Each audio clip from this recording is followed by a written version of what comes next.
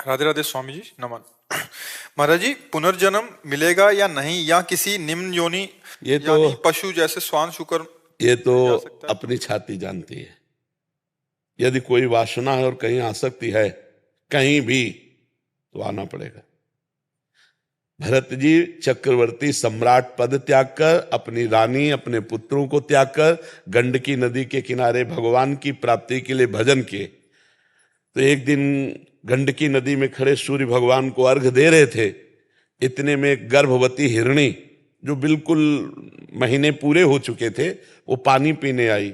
पीछे से सिंह ने दहाड़ किया तो भयभीत होकर छलांग मारी, तो छलांग से जो गर्भ है वो जल में गिर गया और हिरणी उधर जाके मर गई।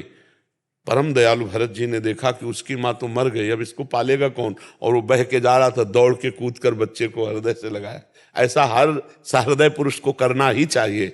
अब उसको अपने झोपड़ी में ले गए और 3 दिन 4 दिन रखना चाहिए, इसके बाद छोड़ देना चाहिए, क्योंकि वो बहुत चंचल, बहुत जल्दी समर्थ हो जाता है, वो अपने झुंड में मिल जाता।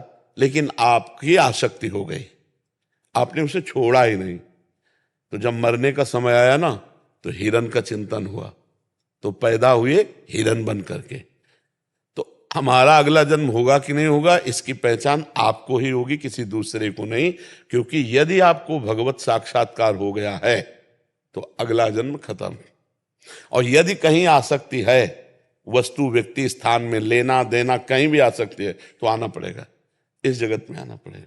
इसीलिए कबीरा खड़ा बाजार में, सबसे पूछे खैर, ना काहू से दोस्ती और ना काहू से बैर।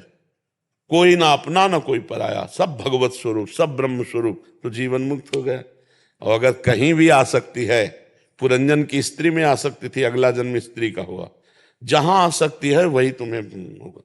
जब प्रबल आसक्ति हो जाती है, जिसमें प्रबल, तो कभी कभी आप देखते हो शरीर जुड़े हुए पैदा होते हैं, ऐसे कई देखे जाते हैं। ये प्रबल आसक्ति, अंतिम समय प्रबल आसक्ति, तो मानो दोनों के दोनों एक शरीर में जुड़ करके पैदा हो जाते हैं। आसक्ति ही हमारे अगले जन्म का कारण है। अगर ये आसक्ति नष्ट हो जाए और भगवान में हो जाए, तो हम मुक्त हो जाए।